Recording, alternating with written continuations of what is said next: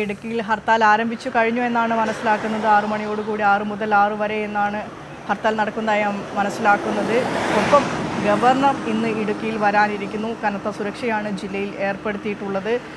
ബില്ലുകളിൽ ഒപ്പിടാത്ത ഗവർണറുടെ നടപടികളെക്കുറിച്ച് നമ്മൾ കാലങ്ങളായി സംസാരിച്ചു വരികയാണ്. ഗവർണർ ഇടുക്കിയിലേക്ക് എത്തുമ്പോൾ ഏത് തരത്തിലായിരിക്കും അത് ഇടുക്കിയുടെ രാഷ്ട്രീയം നോക്കിക്കാണുക?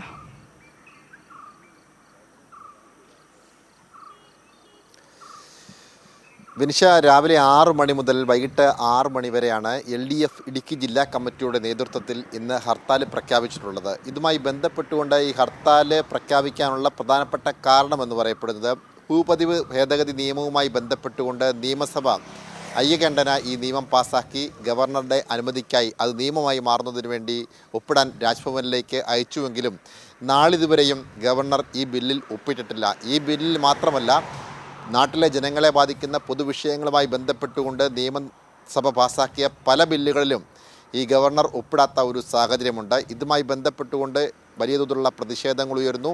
നിയമപരമായ നടപടികൾ കോടതിയിലേക്ക് കയറുന്നു. ഇതുമായി ബന്ധപ്പെട്ടുകൊണ്ടാണ് ഭൂപതിവ് ഭേദഗതി നിയമം 1960 ഉണ്ടായ ഒരു നിയമത്തിൻ്റെ ഭാഗമായി പ്രത്യേകിച്ച് ഇടുക്കി ജില്ലയിലെ കർഷകരാണ് വലിയ തോതിലുള്ള ബുദ്ധിമുട്ട് അനുഭവിക്കപ്പെടുന്നത്.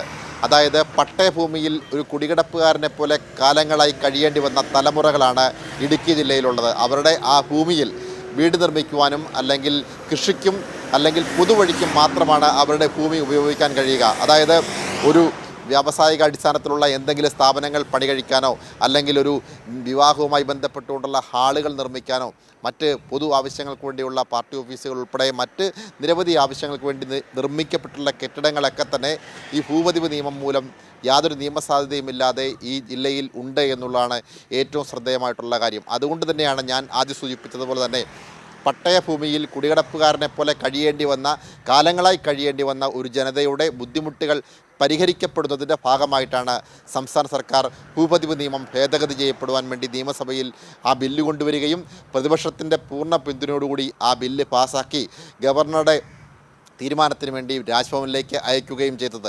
എന്നാൽ കാലങ്ങളായി ഗവർണർ ഈ സംസ്ഥാനത്തോട് പുലർത്തുന്ന വിവേചനപരമായ നടപടിയുടെ ഭാഗമായി ഈ ബില്ലിൽ മാത്രമല്ല പല ബില്ലുകളിലും ഒപ്പിട്ടില്ല എന്നുള്ളതാണ് ഏറ്റവും ശ്രദ്ധേയമായിട്ടുള്ള കാര്യം.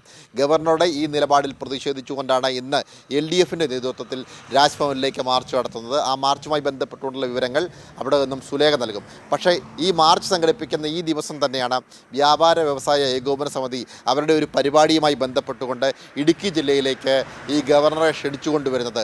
അങ്ങനെ ഇടുക്കി ജില്ലയിലെ ജനങ്ങളെ ബാധിക്കുന്ന ഒരു പൊതുവിഷയവുമായി ബന്ധപ്പെട്ടുകൊണ്ടുള്ള സർക്കാർ ഒരു നിയമം പാസാക്കിയപ്പോൾ ആ നിയമത്തിൽ ഒപ്പിടാത്ത ഗവർണറുടെ നിലപാടിൽ പ്രതിഷേധിച്ചുകൊണ്ട് ഇടതുപക്ഷത്തിൻ്റെ നേതൃത്വത്തിൽ രാജ്ഭവനിലേക്ക് ഒരു മാർച്ച് സംഘടിപ്പിക്കപ്പെടുമ്പോഴാണ് ഇടുക്കി ജില്ലയിലെ ഒരുപറ്റം വ്യാപാര വ്യവസായ ഭാരവാഹികൾ ഗവർണറെ ക്ഷണിച്ചുകൊണ്ട് ഇടുക്കി ജില്ലയിലേക്ക് വരുന്നത്. ഈ നിലപാടിൽ പ്രതിഷേധിച്ചുകൊണ്ടാണ് ഇന്ന് ഗവർണർ വരുന്ന ആ ദിവസം തന്നെ ഇടുക്കി ജില്ലയിൽ LDFിൻ്റെ നേതൃത്വത്തിൽ ഹർത്താൽ പ്രഖ്യാപിക്കുന്നത്. രാവിലെ 6 മുതൽ വൈകിട്ട് 6 വരെയാണ് ഹർത്താൽ പ്രഖ്യാപിച്ചിട്ടുള്ളത്. നമ്മളിപ്പോൾ തൊടുപുഴയിലാണ് ഉള്ളത്. ആ തൊടുപുഴയിലെ കടകമ്പോളങ്ങളൊക്കെ തന്നെ അടഞ്ഞു കിടക്കുകയാണ്. വാഹനങ്ങൾ സാധാരണ നിലയിൽ സർവീസ് നടത്തുന്നുണ്ട്. പ്രത്യേകിച്ച് വാഹനങ്ങൾ തടസ്സപ്പെടുത്തുന്ന തരത്തിലുള്ള ഇടപെടലുകൾ ആദ്യഘട്ടത്തിൽ ഹർത്താലുമായി ബന്ധപ്പെട്ടുകൊണ്ട് ഇവിടെ ഒന്നും തന്നെ ഉണ്ടായിട്ടില്ല.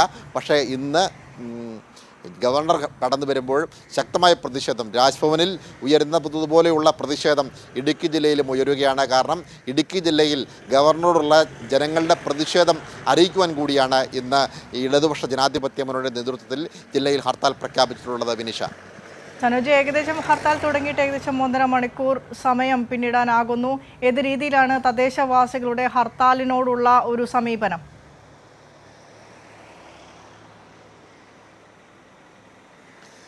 വിനിഷ, നമ്മൾ കോട്ടയത്തു നിന്നും ഇടുക്കിയിലേക്കുള്ള യാത്രാമധ്യയെ കടന്നു വരുമ്പോൾ ഇന്ന് ഇടുക്കി ജില്ലയിൽ ഹർത്താൽ പ്രഖ്യാപിക്കുന്നതോടൊപ്പം തന്നെ രാജ്ഭവനിലേക്ക് മാർച്ച് സംഘടിപ്പിക്കപ്പെടുകയാണ്. രാജ്ഭവനിലേക്ക് മാർച്ചിൽ പങ്കെടുക്കുന്നതിന് ഭാഗമായിട്ട് നിരവധി കുടിവെച്ച വാഹനങ്ങളിൽ പ്രവർത്തകർ തിരുവനന്തപുരത്തേക്ക് യാത്രയാവുന്നതിൻ്റെ രംഗങ്ങളൊക്കെ നമുക്ക് ദൃശ്യങ്ങളിൽ കാണാൻ കഴിയും. ഇപ്പോൾ റോഡിലേക്ക് ക്യാമറ തിരിക്കുകയാണെങ്കിൽ നമുക്ക് കാണാൻ കഴിയും. സാധാരണ നിലയിൽ വാഹനങ്ങൾ, അതായത് ബസ് സർവീസുകളും ഒപ്പം തന്നെ മറ്റ് വാഹനങ്ങളുമൊക്കെ ടാക്സി വാഹനങ്ങളുമൊക്കെ സർവീസ് നടത്തുന്നുണ്ട്.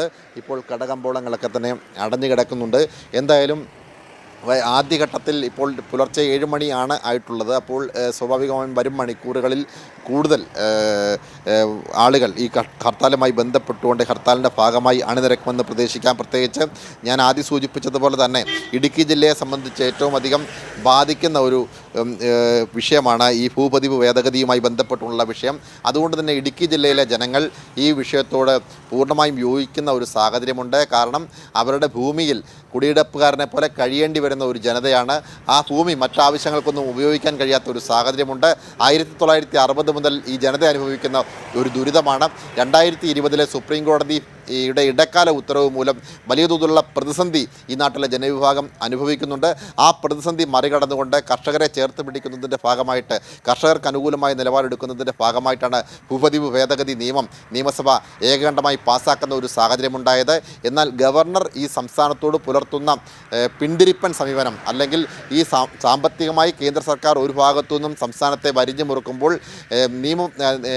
തെറ്റായ നിയമത്തിലൂടെ അല്ലെങ്കിൽ സംസ്ഥാന സർക്കാരിനെ അസ്ഥിരപ്പെടുത്തുന്ന ഇടപെടലുകൾ ഗവർണറുടെ ഭാഗത്തു നിന്നും ഉണ്ടാകുന്നു. അതുകൊണ്ട് തന്നെ ഈ നാടിനെ ബാധിക്കുന്ന പല വിഷയങ്ങളുമായി ബന്ധപ്പെട്ടുകൊണ്ട് നിയമനിർമ്മാണ സഭ പല നിയമങ്ങളും പാസ്സാക്കി. ആ നിയമനിർമ്മാണ സഭ പാസ്സാക്കിയ നിയമങ്ങൾ ഗവർണറുടെ ഉത്തരവിനായിട്ട് രാജ്ഭവനിലേക്ക് അയക്കുന്നു. അങ്ങനെ രാജ്ഭവനിലേക്ക് അയക്കുന്ന നിയമനിർമ്മാണ സഭ പാസ്സാക്കിയ ബില്ലുകൾ ഒപ്പിടാതെ ഈ സംസ്ഥാനത്തോടുള്ള വിവേചനം ഗവർണർ കാലങ്ങളായി തുടർന്നു വന്നുകൊണ്ടിരിക്കുകയാണ്. കഴിഞ്ഞ ഒരു വർഷക്കാലത്തിലേറെയായി വിവിധ ബില്ലുകൾ രാജ്ഭവനിൽ കെട്ടിക്കിടക്കുകയാണ്. അതിലേറ്റവും പ്രധാനപ്പെട്ട ബില്ലാണ് ഭൂപതിവ് ഭേദഗതി നിയമവുമായി ബന്ധപ്പെട്ടുകൊണ്ടുള്ള ബില്ല്.